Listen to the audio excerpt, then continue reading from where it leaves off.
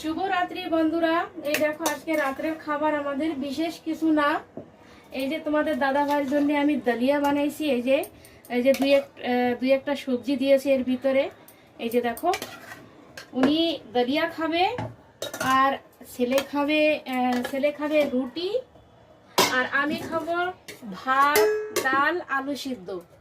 এই আর শুক্রবারে আমরা নিরামিষ খাই, তাই রাত্রেবেলা তোমার দাদা ভাইরে এরকম আমি দলিয়া বানাই দিছি, কেননা 8টা-9টার ভিতর উনি খেয়ে নেয়।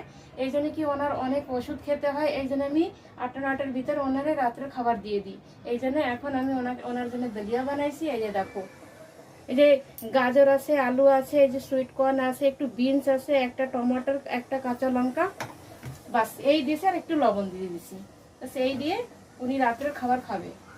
বাস এই হচ্ছে আমাদের রাতের খাবার। সবাই ভালো থেকো, দেখা হবে সকালবেলা।